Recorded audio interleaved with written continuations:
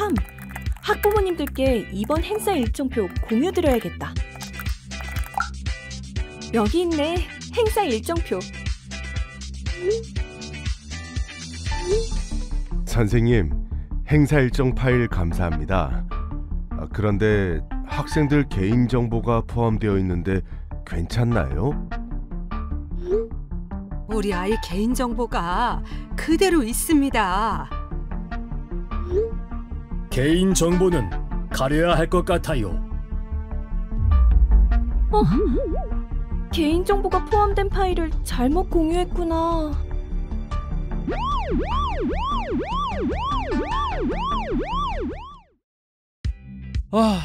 드디어 정리 끝! 방학이라도 바로 확인할 수 있게 이 연말정산 자료를 홈페이지에 올려야겠다.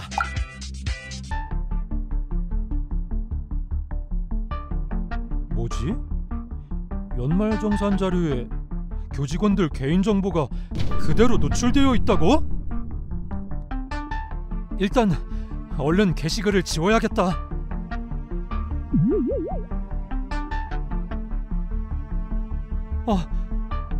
이런, 벌써 이렇게 많은 교직원들이 이 파일을 확인했다니.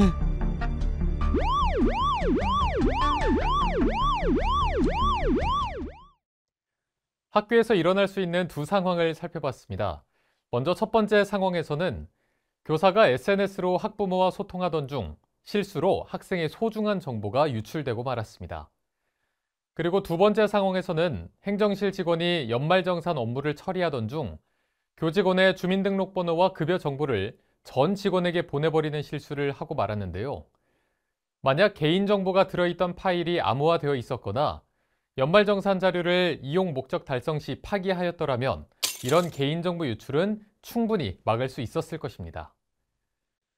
조금만 더 주의를 기울이면 이런 사고는 충분히 예방할 수 있습니다. 학생, 학부모, 그리고 교직원의 소중한 개인정보를 지키기 위해서는 개인정보를 직접 처리하는 교직원이 개인정보 보호에 대한 규정을 잘 이해해야 할 것입니다. 경상남도 교육청은 경상남도 교육청 정보보호 누리집에 정보보호 업무와 관련된 다양한 자료들을 탑재하고 있는데요. 개인정보 보호, 개인정보 보호 길라잡이를 클릭해 개인정보 보호 길라잡이 통합본을 다운받을 수 있습니다. 개인정보 보호 길라잡이에는 각급 기관이나 학교에서 개인정보 보호 업무를 쉽게 이해할 수 있도록 매뉴얼이나 각종 서식 자료 등이 있으니 많이 활용하시기 바랍니다. 이제 업무 중에 어떻게 해야 개인정보를 안전하게 보호할 수 있는지 하나하나 알아보겠습니다.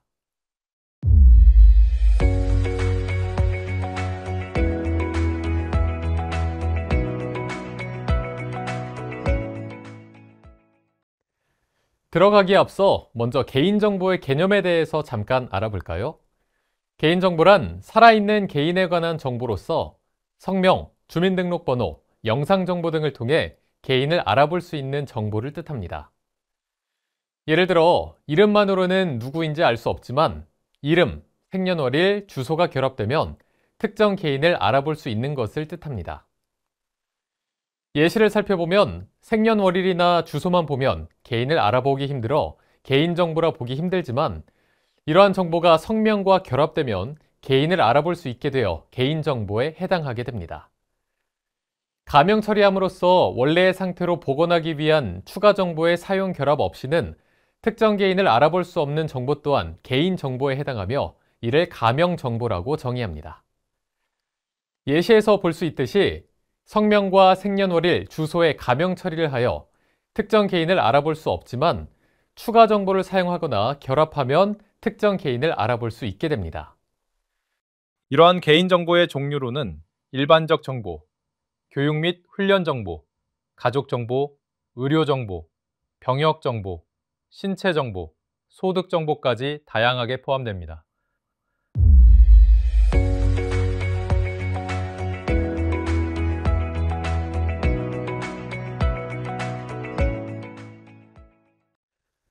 이제 개인정보의 처리 절차를 살펴볼까요? 개인정보 처리는 개인정보를 수집하고 이용하는 첫 번째 단계부터 개인정보의 제공, 보관 및 관리, 그리고 마지막 파기까지 총 4단계에 걸쳐 이루어지는데요. 지금부터 각 절차에 대해 자세히 살펴보도록 하겠습니다. 먼저 개인정보 처리의 첫 번째 단계인 개인정보 수집에 대해 알아보겠습니다. 개인정보의 주체인 정보 주체로부터 업무에 필요한 개인정보를 적법하게 수집하는 것은 그 무엇보다 중요한데요. 만약 개인정보의 수집 단계에서 적법하게 수집하지 못한다면 어떤 일이 발생할까요? 좋아. 이번 연수 명단도 깔끔하게 정리 완료. 다시 한번 확인해 볼까? 연수생들 각 기관으로 최종 연수 명단을 메신저로 발송했고, 드디어 다 끝났다. 이제 퇴근해 볼까? 네, 여보세요? 어제 보내주신 연수 명단이요. 개인정보가 다 보이는데요? 삭제 안 하셨나요? 개인정보 지우는 걸 깜빡했어.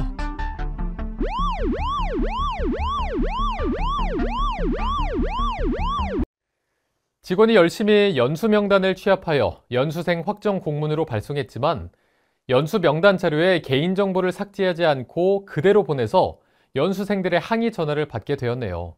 또 이런 사례도 있었습니다. 한 선생님이 학생들의 사진을 학부모와 공유하기 위해서 누리집과 SNS에 올렸습니다. 그런데 사전에 학생 또는 학부모의 동의를 받지 않아서 학부모들의 항의 전화를 받게 된 것이죠. 그 외에도 K-에듀파인을 이용하여 공문을 기한할 때 기관장까지 결재를 받으면서 대국민 공개 여부를 공개로 했을 경우 원문 정보가 공개됩니다. 학교 폭력 심의 등 민감한 내용이 포함된 경우 개인정보가 여과 없이 노출될 우려가 있습니다. 이처럼 개인정보보호법에 따라서 개인정보를 수집할 수 있고 적법한 범위에서 이용할 수 있으며 이를 위반할 시에는 법적인 책임이 따르게 됨을 잊지 말아야 합니다. 이제 어떻게 개인정보를 수집 및 이용해야 하는지 알아볼까요? 개인정보 수집 및 이용의 근거인 개인정보보호법 제15조를 살펴보겠습니다. 법에 따르면 개인정보 수집의 대표적인 방법은 정보 주체의 동의를 받는 경우지만 그 외에도 법률에 특별한 규정이 있거나 정보 주체와의 계약 체결 및 이행 등을 위해 개인정보를 수집할 수 있습니다. 또한 개인정보보호법 제16조 개인정보의 수집 제한에 따라서 개인정보를 수집해야 하는데요. 이에 따라 개인정보를 수집할 때에는 수집하는 양식이나 내용을 내부적으로 검토하여 최소한의 개인정보만 수집해야 합니다. 특히 수집 기준은 정보 주체의 권리를 최대한 보장하는 방법으로 개인정보를 수집하고 이용해야 합니다. 정보 주체의 동의는 동법 22조 동의를 받는 방법에 따라 정보 주체의 동의를 서면이나 전자문서로 받을 경우 각각의 동의 사항을 구분하고 중요 내용은 명확히 표시해야 합니다. 그리고 동법 제23조부터 24조의 이에 따라 민감정보, 고유식별정보, 주민등록번호는 처리가 제한됩니다. 여기서 민감정보란 사상, 신념, 노동조합, 정당의 가입, 탈퇴, 정치적 견해, 건강, 성생활 등에 관한 정보, 유전정보, 그 밖에 정보 주체의 사생활을 현저히 침해할 우려가 있는 개인정보이고 고유식별 번호는 여권번호, 운전면허 번호, 외국인 등록번호인데요. 이 두 정보는 정보 주체의 동의를 받아 처리가 가능합니다. 반면 고유식별 번호 중 주민등록번호는 정보 주체의 동의를 받아 처리할 수 없으며 반드시 법률에 의하여 처리해야 합니다. 이번에는 개인정보 수집 및 이용 동의서 작성 시 유의사항을 알아보겠습니다. 먼저 동의서 작성 시에 정보 주체에게 알려야 하는 사항 4가지가 반드시 포함되어야 합니다. 즉, 개인정보의 수집 및 이용 목적, 그리고 수집 항목, 세 번째로 보유 및 이용 기간, 마지막으로 동의 거부권 및 그에 따른 불이익을 개인정보 수집 및 이용 동의서에 작성해야 합니다. 또한 중요한 내용은 다른 내용과 명확하게 구분되도록 작성해야 합니다. 이때 중요한 내용으로는 여권번호, 운전면허의 면허번호 및 외국인 등록번호, 개인정보의 보유 및 이용기간, 개인정보를 제공받는 자 및 개인정보를 제공받는 자의 개인정보 이용 목적, 재화나 서비스의 홍보 또는 판매 권유 등을 위하여 해당 개인정보를 이용하여 정보 주체에게 연락할 수 있다는 사실과 같은 사항이 있는데요. 이러한 항목은 글자의 크기와 색깔 및 굵기 또는 밑줄 등의 방법을 사용하여 다른 내용과 명확히 구분되도록 작성해야 합니다. 개인정보 수집 및 이용 동의서 작성 시 유의해야 할 내용 세 번째는 만 14세 미만 아동에 대한 동의를 받아야 할 경우 법정 대리인의 동의를 반드시 받아야 한다는 점입니다. 이때 법정 대리인의 동의를 받기 위한 최소한의 정보인 법정 대리인의 성명과 연락처는 해당 아동으로부터 직접 수집할 수 있습니다. 네 번째로 사상이나 신념 및 건강과 같은 민감 정보와 여권번호와 운전면허 번호, 그리고 외국인 등록번호와 같은 고유식별 정보 처리를 위해서 정보 주체의 동의를 받는 경우는 다른 사항과 구분하여 별도로 동의를 받아야 합니다. 그러나 주민등록번호는 동의를 받아 처리할 수 없고 법률, 대통령령 등에서 구체적으로 처리를 요구하거나 허용한 경우에만 처리할 수 있습니다. 정보 주체의 동의 없이 개인정보를 처리하는 경우 고지하는 등 정보 주체에게 이를 알려야 합니다. 예시를 참고하여 올바르게 개인정보 수집, 이용 동의서를 작성해 보시기 바랍니다.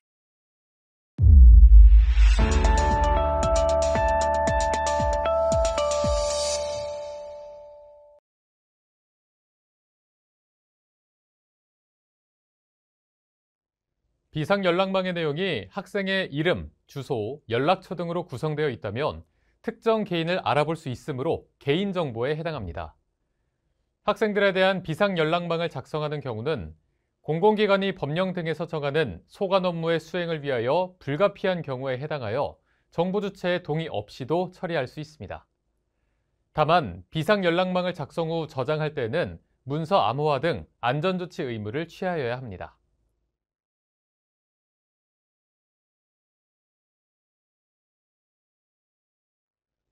개별 학급에서 담임교사와 학부모가 의사소통을 목적으로 밴드, 클래스팅 등의 각자 회원가입하여 플랫폼 서비스를 이용하는 경우에는 학부모로부터 개인정보 동의를 받지 않아도 됩니다.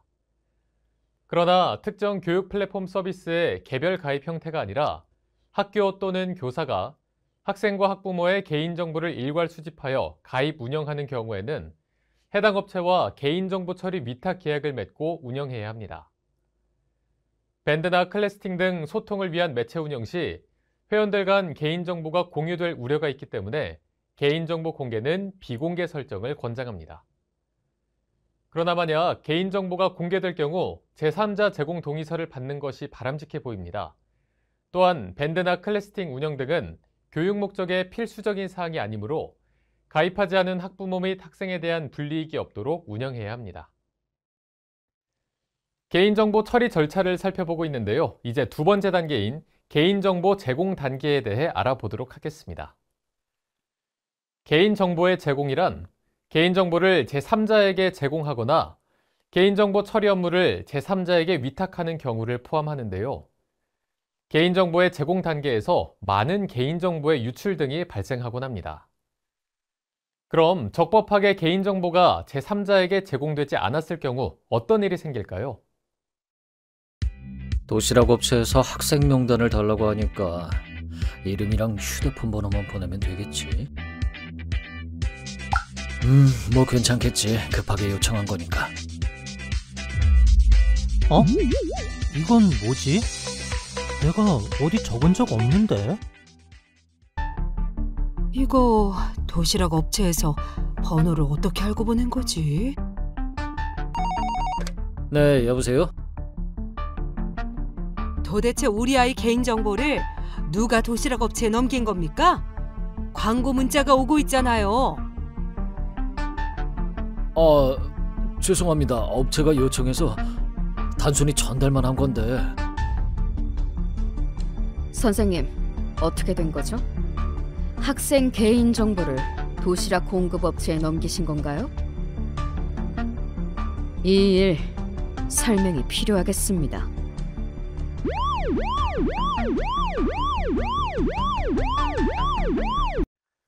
교사가 현장 체험 학습을 위한 도시락 공급 업체에 학생의 개인정보를 무단으로 제공하였고, 제공받은 업체에서도 이를 무단으로 광고 업무에 사용하여 이를 알게 된 학부모로부터 항의 전화를 받은 사례입니다.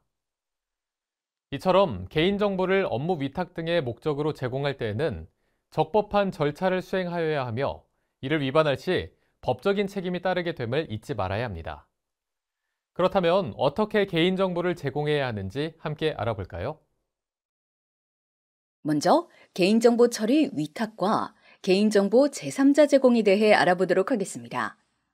개인정보 처리 위탁과 개인정보의 제3자 제공은 모두 개인정보를 제3자에게 제공하는 것으로 비슷해 보이지만 다른 부분이 있습니다.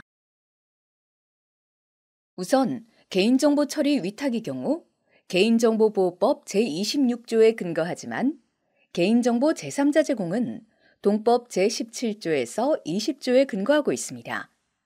또 개인정보 처리 위탁은 위탁자의 이익 또는 목적을 위하여 개인정보의 처리를 제3자에게 위탁하는 것이지만 개인정보의 제3자 제공은 제3자의 이익 또는 목적을 위하여 개인정보를 제3자에게 전달하는 것이라는 차이가 있습니다.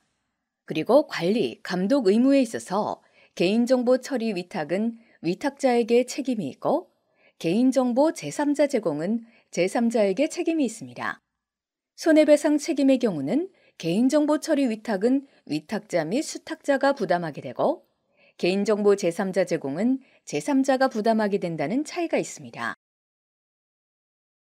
다음으로 정보 주체 동의 여부를 살펴보면 개인정보 처리 위탁은 원칙적으로 위탁 사실을 누리집에 공개해야 하지만 예외적으로 위탁 사실을 정보 주체에게 고지하기도 합니다. 반면 개인정보 제3자 제공은 제공 목적 등을 고지하여 정보 주체의 동의를 획득한 후 제공하는 것이 원칙입니다. 이때 법률의 특별한 규정 등에 의한 경우에는 동의가 필요하지 않습니다. 그렇다면 개인정보 처리 위탁과 개인정보 제3자 제공의 주요 업무에는 어떤 것이 있는지 알아볼까요? 개인정보 처리 위탁의 예시로는 대표적으로 PC 유지 보수 등 유지관리 용역, 졸업앨범의 외주 제작, 개인정보를 포함한 자료 출력 의뢰 등이 있습니다. 개인정보의 제3자 제공의 예시로는 대표적으로 교육활동 홍보를 위한 언론사, 홍보지, 누리집 탑재, 외부 대회 또는 행사에 참가하기 위한 개인정보 제공, 병무청 요청으로 졸업생의 학생생활 기록부를 제공하는 경우가 있습니다. 개인정보 처리 위탁에 대해 자세히 알아보려고 하는데요. 위탁자란 기관이나 학교와 같은 개인정보 처리자가 수탁자에게 위탁하는 것이고, 수탁자란 업무를 위탁받아 처리하는 업체 등이 됩니다. 그럼 지금부터 위탁자와 수탁자의 유의사항에 대해서 알아보겠습니다. 먼저 위탁자 입장에서의 유의사항에 대해서 알아보겠습니다. 개인정보 처리 위탁을 할 경우에 가장 먼저 해야 할 것은 바로 개인정보 처리 위탁 계약서에 의한 개인정보 처리 위탁 계약입니다. 이때 현행화된 표준 개인정보 처리 위탁 계약서 서식을 활용하여야 합니다. 또한 반드시 포함되어야 할 사항이 있는데요. 필수 항목에는 위탁 업무의 목적 및 범위, 재위탁 제한에 관한 사항, 개인정보에 대한 접근 제한 등 안전성 확보 조치에 관한 사항, 목적 외 개인정보의 처리 금지에 관한 사항, 보유하고 있는 개인정보의 관리 현황 점검 등의 감독에 관한 사항, 손해배상에 관한 사항 등이 있습니다. 그리고 개인정보 처리 위탁에 관한 사항을 누리집에 공개해야 하는데요. 즉, 위탁 기간, 업무 내용, 수탁업체를 누리집에 공개해야 합니다. 이때 개인정보 처리 방침에 포함하여 공개하거나 별도의 게시판을 활용할 수 있습니다. 또한 수탁기간 중 개인정보 처리 수탁자가 개인정보를 적법하게 처리할 수 있도록 교육 및 관리, 감독을 수탁기간 내 1회 실시하여야 합니다. 수탁자 교육은 직접 현장에 방문하여 교육하는 방법과 교육 자료를 수탁자에게 제공 후 자체 교육 실시 증빙 자료를 받는 방법 등을 활용할 수 있습니다. 수탁자가 자체 교육을 실시한 경우에는 이를 증빙할 수 있는 사진이나 결과 증빙 자료를 위탁자에게 제출하고 그 결과는 개인정보 보호 책임자의 결재를 받아야 합니다. 그리고 관리, 감독은 직접 현장에 방문하여 점검하거나 점검표를 수탁자에게 제공 후 자체 점검 실시 증빙 자료를 받는 방법 등을 활용할 수 있습니다. 사업이 종료되었을 때는 개인정보를 반환하거나 파기 여부 확인서 및 보안 확약서를 증구해야 합니다. 수탁자 교육 및 관리, 감독에 필요한 자료는 경상남도 교육청 정보보호 누리집에 탑재되어 있으니 참고하시기 바랍니다. 다음으로 수탁자 유의사항을 알아보도록 하겠습니다. 먼저 수탁자는 위탁받은 업무 범위를 초과하여 개인정보를 이용하거나 이를 제3자에게 제공해서는 안 됩니다. 수탁자 역시 개인정보 처리자로서 의무를 준수해야 하는데요. 개인정보보호법은 개인정보 수집, 이용, 제3자 제공, 목적의 이용 제공 등 처리 시 위탁자와 동일하게 수탁자에게 해당 규정 준용하도록 하고 있습니다. 수탁자는 개인정보의 안전성을 확보하기 위한 조치를 취해야 하고 위탁자가 실시하는 교육을 받고 점검 및 감독에 응해야 합니다. 이어서 개인정보 처리 제3자 제공에 대해 알아보려 합니다. 개인정보의 제3자 제공은 목적 내 제3자 제공과 목적 외 제3자 제공으로 나누어집니다. 각각 어떤 점에 유의해야 하는지 함께 알아볼까요? 먼저 개인정보의 목적 내 제3자 제공 시에는 정보 주체의 동의를 받아야 하는데요. 이때 5가지 고지 의무 사항을 준수해야 합니다. 첫째, 개인정보를 제공받는 자.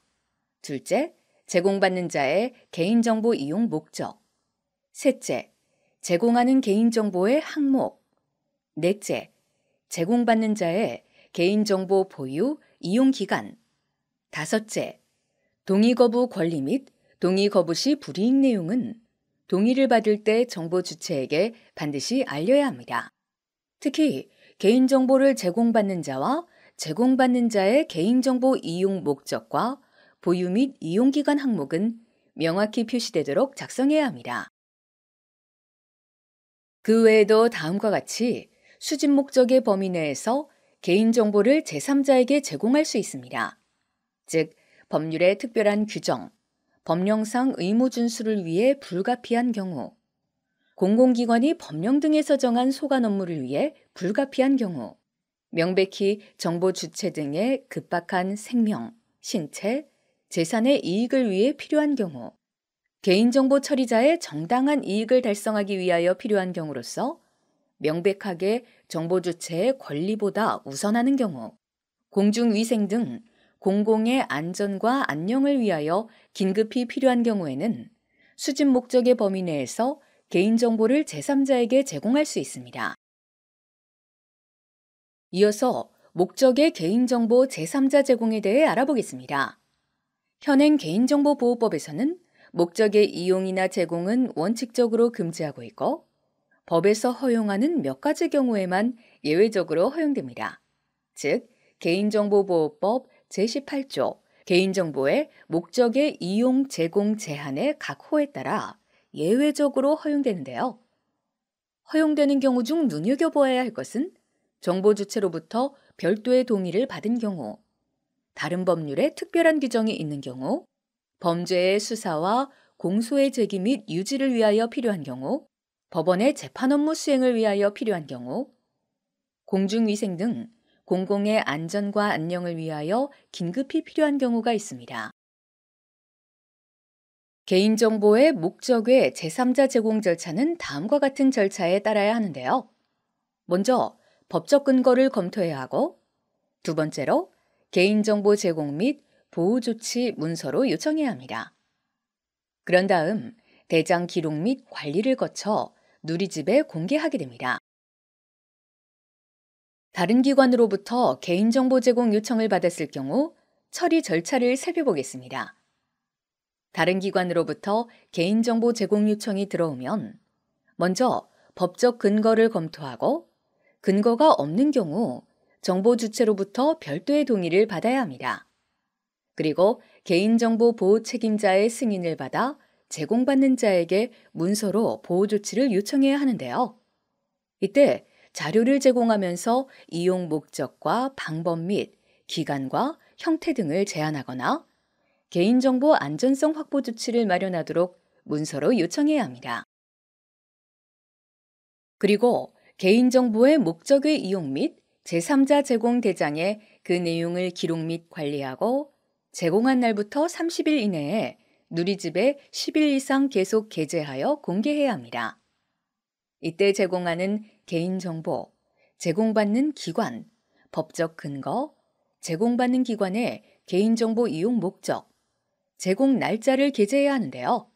단 정보 주체의 별도 동의를 받았거나 수사 목적 제공인 경우에는 누리집에 게재하지 않아도 됩니다.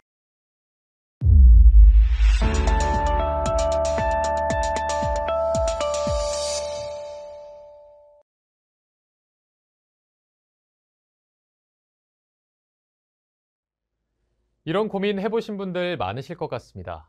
학부모 또는 민원인이 직원의 개인정보를 요청하는 경우 알려줘도 될까요? 원칙적으로 개인정보는 정보 주체의 동의를 받아서 제공해야 합니다.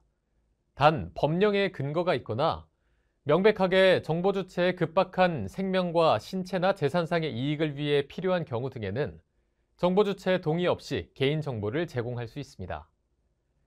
그리고 연락처를 제공해야 할 때에는 비상 상황 등 특별한 경우를 제외하고는 직원의 개인 휴대전화번호가 아닌 학교나 사무실 전화번호를 제공하는 것을 권고합니다.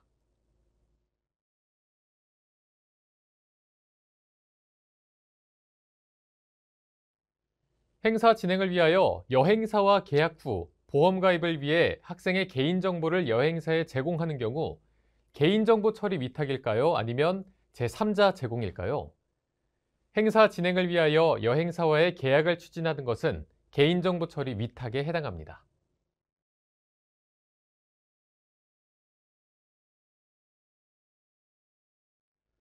현장체험 학습 신청 시에 학교안전공제중앙회를 이용해 보험 가입을 하는 경우 제3자 제공 동의를 받지 않아도 될까요?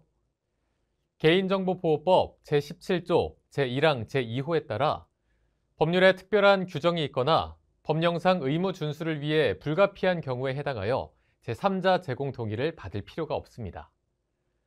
학교 안전사고 예방 및 보상에 관한 법률에 따라 교육감은 학교 안전사고로 인한 보상을 위한 학교 안전사고 보상공제 사업을 실시하며 해당 사업 실시를 위해 설립된 기관이 학교안전공제회입니다.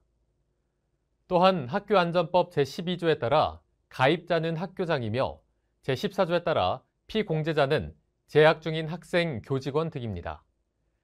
그리고 학교안전사고라 함은 교육활동 중에 발생한 사고를 말하며 현장체험학습은 이 법에 따른 교육활동에 해당합니다. 개인정보 처리 절차를 살펴보고 있습니다.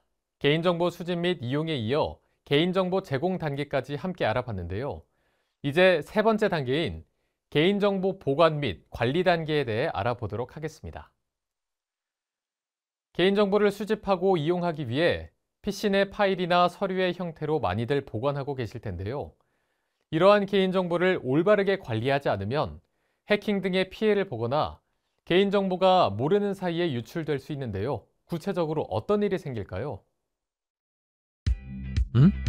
이게 뭐지? 다른 부서에서 보낸 건가? 에이, 괜찮겠지. 다들 바쁘잖아. 뭐야? 이게 뭐야? 내 문서가 전부 안 열려. 어떡하지?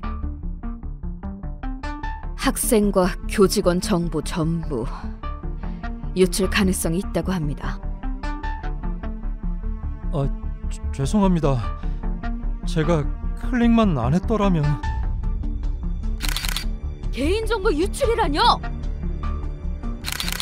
어떻게 된 일인지 해명해 주세요.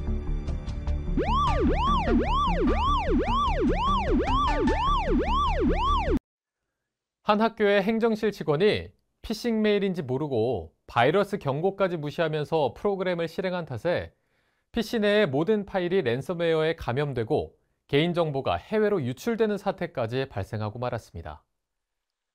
이렇게 유출된 개인정보는 또 다른 피싱 메일이나 각종 스팸 문자 발송에 악용되는 등 그 피해가 막심한데요. 그렇다면 이제 개인정보를 어떻게 안전하게 보관해야 하는지 살펴볼까요? 개인정보의 안전한 보관을 위해서는 안전성 확보 조치를 취해야 합니다. 이는 개인정보보호법 제29조, 안전조치 의무 및 같은 법 시행령 제30조, 개인정보의 안전성 확보 조치에 따른 것인데요.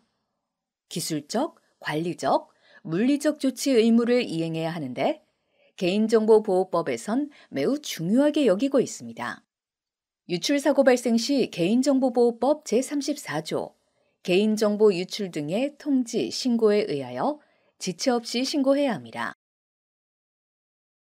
개인정보를 안전하게 보관하는 방법은 크게 사이버 보안 진단의 날을 철저히 시행하는 것, 개인정보 처리 시스템의 접근 권한을 준수하는 것, 물리적 보안을 준수하는 것에 세 가지로 구분해서 살펴볼 수 있습니다.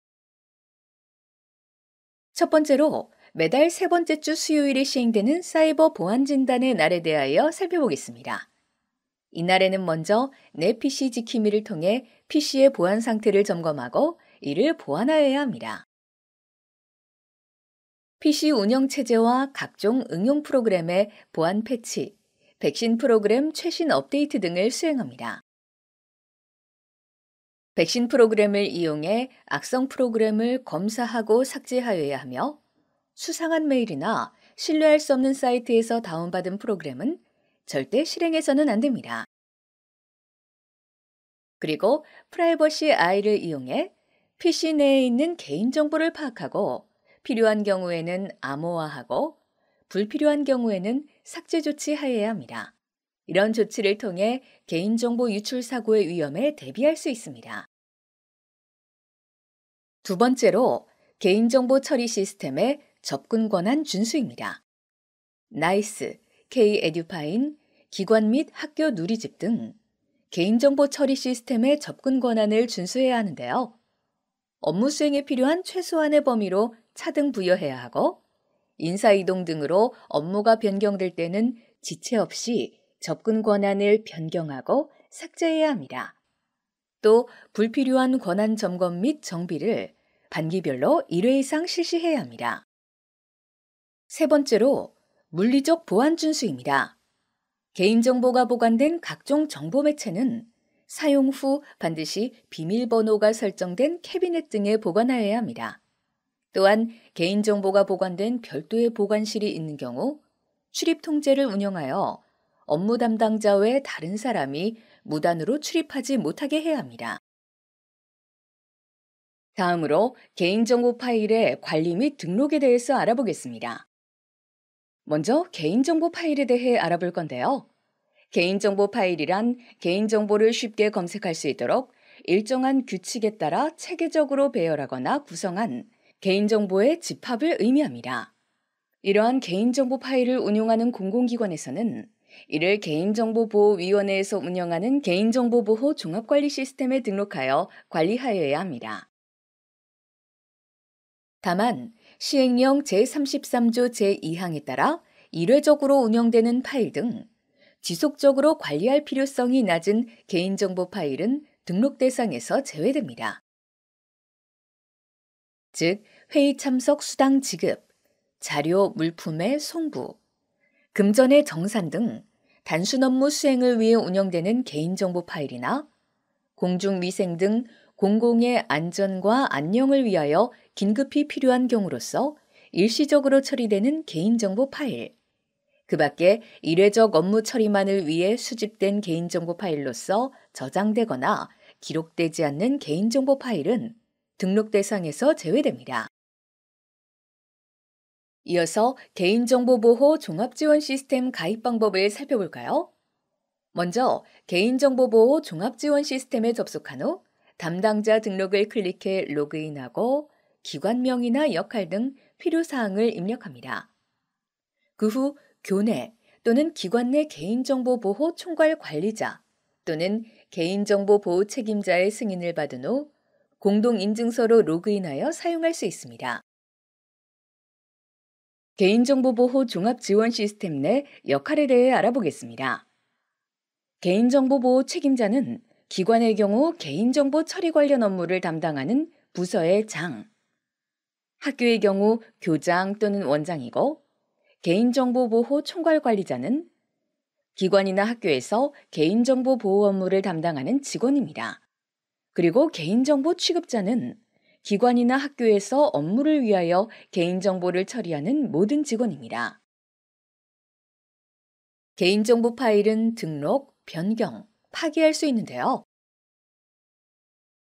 개인정보 파일을 운용하는 경우 등록을 하여야 하고, 개인정보 파일 명칭 변경이나 일부 파기 등 개인정보 파일 내용이 변경된 경우 변경하여야 하며, 보유기간 경과, 처리 목적 달성 등 개인정보 파일이 불필요한 경우에는 파기하여야 합니다. 개인정보 파일 업무는 개인정보 취급자별로 직접 등록, 변경, 파기 후 개인정보 보호 총괄관리자가 승인하거나 개인정보보호 총괄관리자가 개인정보 취급자의 자료를 취합하여 등록, 변경, 파기할 수 있습니다. 개인정보 파일 취급자별로 등록을 할 때는 개인정보 취급자가 신청하면 기관의 개인정보 총괄관리자 및 직속 상급기관의 개인정보보호 총괄관리자의 승인을 거쳐 등록이 완료됩니다. 다음으로 개인정보 총괄관리자가 취합하여 등록을 할 때는 개인정보 취급자가 개인정보 파일 내역을 취합한 뒤 기관의 개인정보보호 총괄관리자와 직속 상급기관 개인정보보호 총괄관리자의 승인을 얻어 등록을 완료하게 됩니다. 각 기관의 상황에 맞는 절차를 선택하여 등록해 주시기 바랍니다.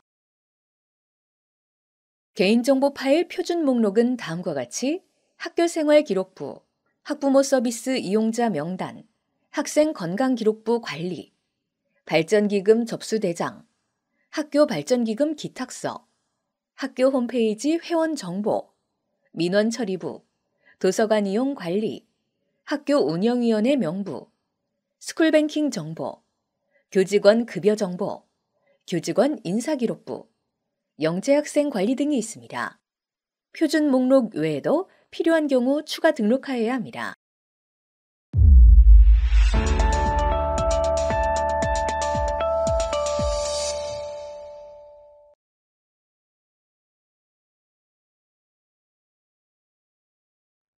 신속하게 사용하기 위해서 유아 주소록을 전화기 주변에 두고 사용하게 되는 경우가 생길 수 있는데요. 유아 주소록은 개인정보 파일 표준 목록에는 없지만 개인정보를 쉽게 검색할 수 있도록 일정한 규칙에 따라 체계적으로 배열하거나 구성한 개인정보의 집합물이니까 개인정보 파일에 해당된다고 볼 수 있습니다. 따라서 개인정보 파일과 같은 방법으로 잠금 장치가 있는 안전한 장소에 보관해야 합니다. 업무를 위하여 필요한 경우에만 꺼내어 사용하고 그 사용이 끝난 경우에는 즉시 안전한 장소에 다시 보관하여 접근 권한이 없는 자에 의해 개인정보의 유노출 사고 등이 발생하지 않도록 해야 합니다. 이제 개인정보 처리 절차의 마지막 단계인 개인정보의 파기 단계에 대해 알아보겠습니다. 개인정보 보유 기간의 경과 및 처리 목적 달성 또는 가명정보의 처리 기간 경과 등 그 개인정보가 불필요하게 되었을 때는 적법한 파기 절차를 거쳐 지체 없이 파기를 해야 하는데요. 이러한 파기 절차를 무시하고 제대로 파기를 하지 않았을 때는 어떤 일이 생길까요? 이건 뭐 다 지난 거네. 언젠간 폐기하겠지. 일단 창고에 놔두자. 나중에 정리하면 되겠지. 이거 다 폐기물인가 보네? 버리는 건가 보다. 이건 뭐야? 이름에 주민번호까지? 이거 유출 아냐? 사진으로 찍어서 신고해야겠다. 개인정보보호법 위반입니다. 보관기간이 지난 개인정보라도 안전하게 파기했어야 합니다. 따라서 과태료가 부과됩니다. 그냥 쌓아만 둔 게 이렇게 큰일이 될 줄이야.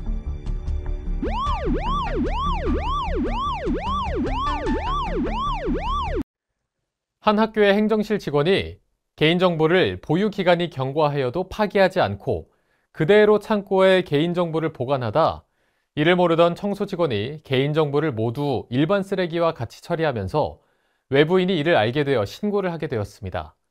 결국 해당 학교는 과태료 처분을 받았는데요. 이처럼 보유기간이 지난 개인정보를 지체 없이 파기하지 않고 보관하게 되면 개인정보 유출로 이어질 수 있습니다. 이제 어떻게 개인정보를 파기해야 하는지 살펴볼까요? 개인정보의 파기에 관해서는 개인정보보호법 제21조, 같은 법 시행령 제16조, 그리고 표준 개인정보보호지침 제10조, 제11조, 제55조, 제56조, 교육부 개인정보보호지침 제22조에서 다음과 같이 설명하고 있습니다. 즉, 개인정보 파기의 시기, 개인정보 파기 방법이 제시되어 있는데요. 공공기록물법 및 다른 법률에 보존기간이 있으면 그 법률에 따라 보존해야 한다는 점과 개인정보 파일 등록 사실의 삭제 등을 확인할 수 있습니다. 개인정보의 보유기간 경과, 처리 목적 달성 등 개인정보가 불필요하게 되었을 때는 지체 없이 5일 이내 이를 파기하여야 합니다. 하지만 예외가 있는데요. 법령 근거에 따라 보존을 해야 하는 경우가 있습니다.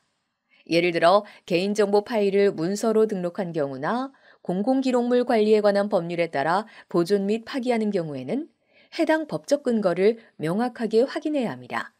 단, 이 경우에도 다른 개인정보와 분리하여 저장, 관리하여야 합니다.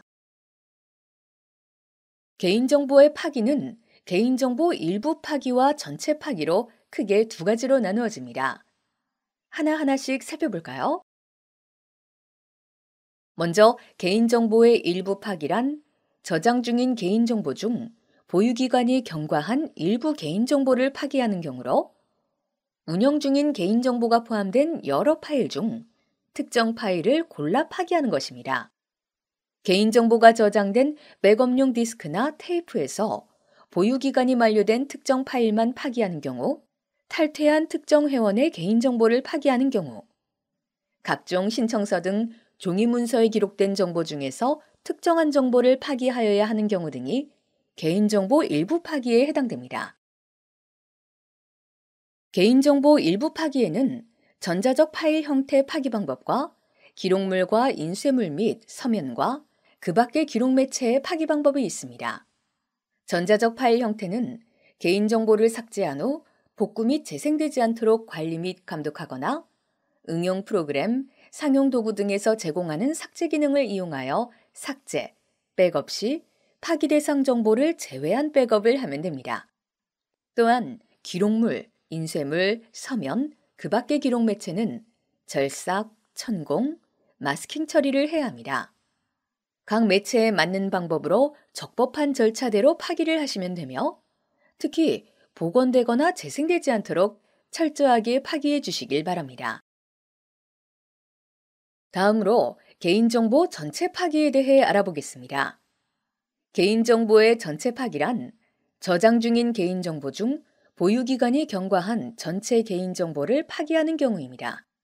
개인정보 전체 파기에는 개인정보가 저장된 백업용 디스크나 테이프 전체를 파기하는 경우, 전체 회원의 개인정보를 파기하는 경우, 각종 신청서 등 종이 문서에 기록된 정보 전체를 파기하여야 하는 경우 등이 있습니다.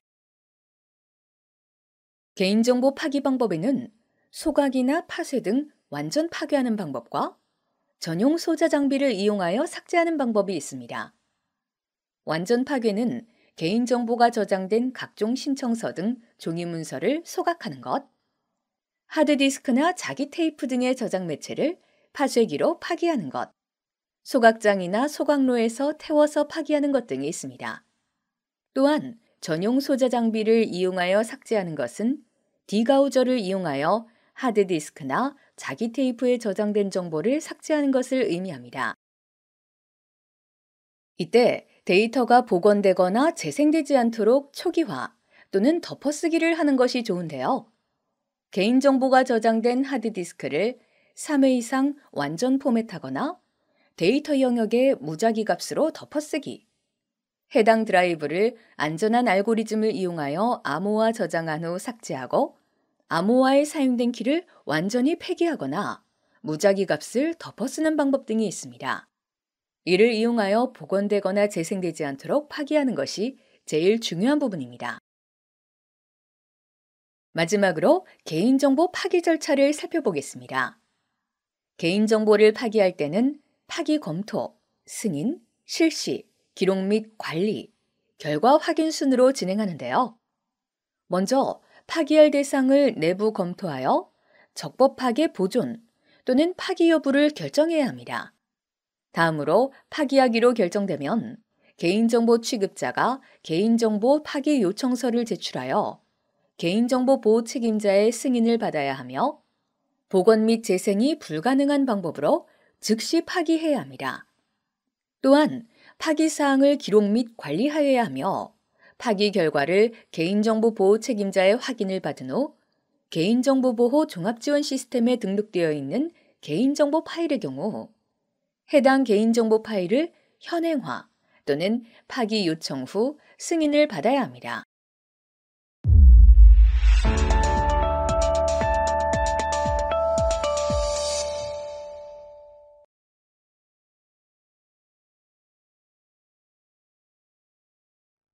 초등학교에서 학기 초에 전학년 일괄로 받는 안내장에는 학생의 이름, 생년월일, 주소, 보호자 연락처 등이 기재되므로 개인정보에 해당된다고 볼 수 있습니다.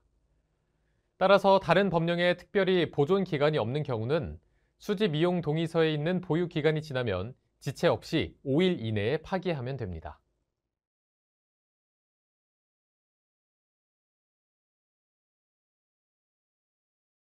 학생들과 함께 찍은 사진이나 영상을 학생들이 졸업하면 전부 파기해야 하는 것일까요?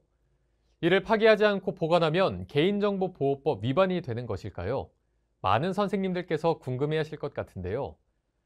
업무 목적이 아니라 개인적인 목적으로 수집 이용한 개인정보면 보유 가능하지만 정보 주체의 동의 없이 제3자에게 제공하면 안 되며 정보 주체로부터 파기, 삭제 요청이 있을 시 지체 없이 파기 및 삭제 조치를 해야 합니다.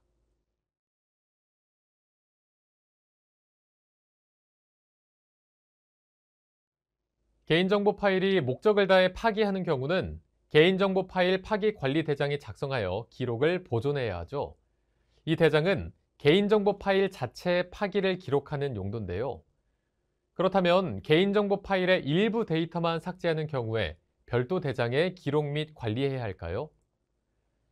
개인정보 파일의 일부 데이터만 삭제하는 경우에는 개인정보 파일 전체 삭제가 아니기에 개인정보 파일 파기 관리 대장에는 기록하지 않아도 되며 개인정보보호 종합지원 시스템에 등록된 경우 해당 개인정보 파일을 현행화하여야 합니다. 만약 전체 삭제라면 개인정보 파일 파기 대장에 기록 및 관리해야 합니다. 물론 이런 부분도 개인정보보호 종합지원 시스템에 등록된 경우 해당 개인정보 파일을 파기하여야 합니다.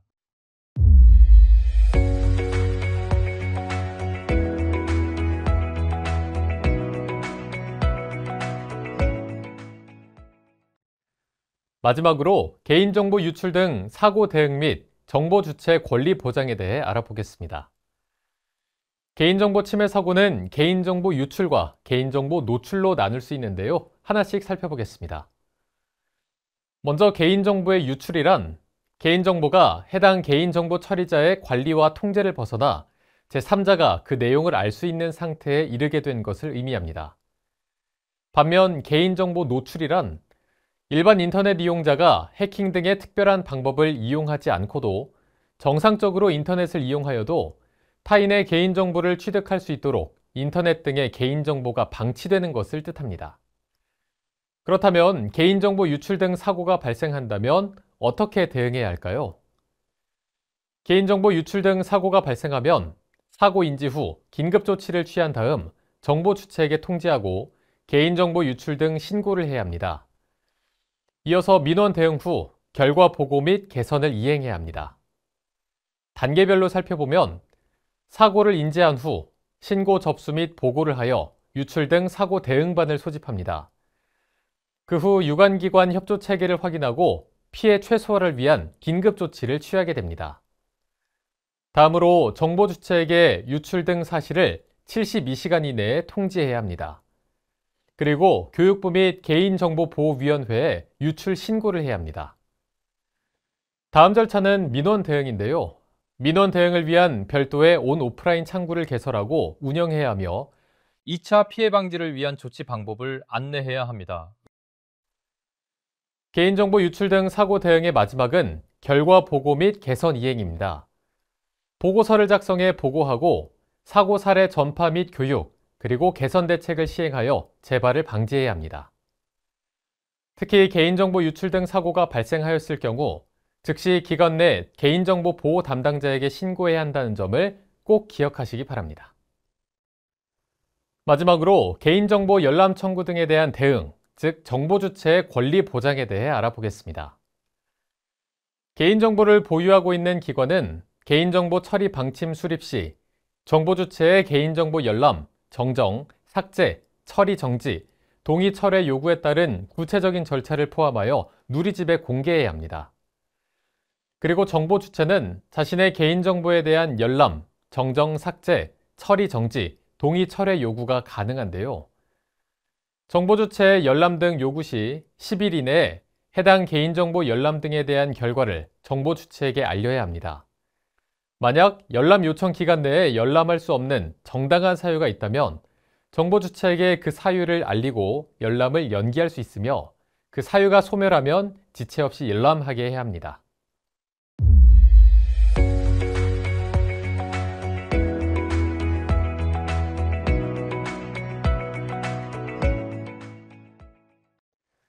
지금까지 교직원으로서 알아야 할 개인정보 보호 관련 각종 법령, 규정, 업무 등에 대해 알아보았습니다.